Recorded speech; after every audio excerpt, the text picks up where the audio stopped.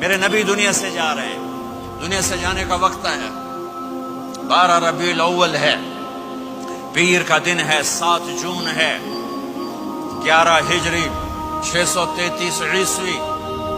جبریل نے آ کے صبح صبح آپ نے ساری بیگمات کو بلایا، رخصت فرمایا ملاقات کی، بیٹے کو بلایا، کان میں کہا میں جا رہا ہوں۔ وہ رونے لگی، رو نہیں، سب سے پہلے تیری میری ملاقات ہو گئی۔ 6 ماہ بعد بیٹی بھی پہنچ گئی باپ کے پاس۔ پھر داماد کو بلایا، ان کو ان کا سر اپنی گود میں رکھا، کمر پہ ہاتھ پھیرا، دعا دی، رخصت فرمایا۔ آخر میں اپنی آنکھوں کی ٹھنڈک کو بلایا، کون؟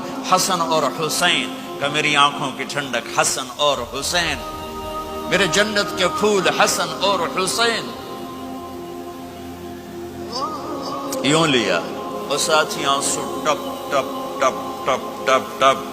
بیویوں کو جدا کیا، آنسو نہیں، بیٹی کو جدا کیا، آنسو نہیں، داماد کو جدا کیا، آنسو نہیں، جب بچوں کو جدا کرنے لگے تو یوں آنسو۔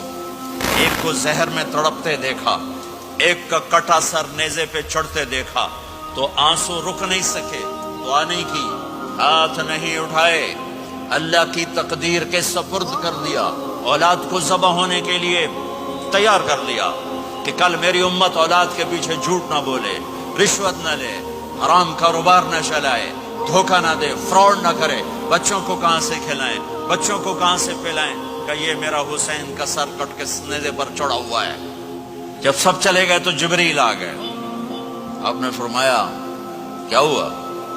خاموش کھڑے تھے، کہ موت کا فرشتہ دروازے پر ہے، اندر آنے کی اجازت چاہتا ہے۔ اپنے نبی کا مقام دیکھو، موت بھی پوچھ کے آتی ہے۔ آپ نے کہا آ جائے، آپ کی اجازت پر ملک الموت اندر آئے۔ اسرائیل کا السلام علیکہ یا رسول اللہ، کہنے لگا آپ پہلی ہستی ہیں، میں سلام کر رہا ہوں، میں نے کبھی کسی کو سلام نہیں کیا۔ کہنے لگا آپ پہلی ہستی ہیں، اللہ نے فرمایا تھا پوچھ کے اندر جانا، بن پوچھے نہ جانا۔ پھر کہنے لگے آپ پہلی ہستی ہیں، اللہ نے فرمایا آنا چاہیں تو لے آنا، رہنا چاہیں تو چھوڑ کے آ جانا۔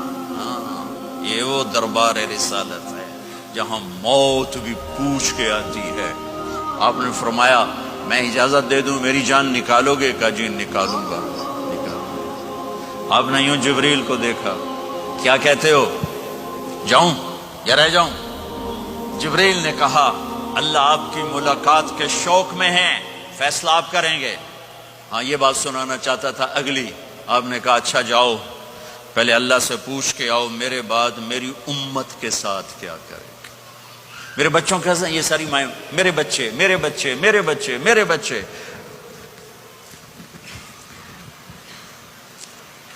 میرے نبی کو تو پتا تھا کہ یہ تڑپ تڑپ کے ایک زہر میں جائے گا اور ایک کا سر کٹ کے نیزے پہ چڑھے گا، کیوں نہیں ان کے لیے ہاتھ اٹھائے، ہمارے لیے کیوں روئے کہ جاؤ اللہ سے پوچھ کے میرے بعد میری امت کے ساتھ کیا کرے گا، میں پھر جواب دوں گا۔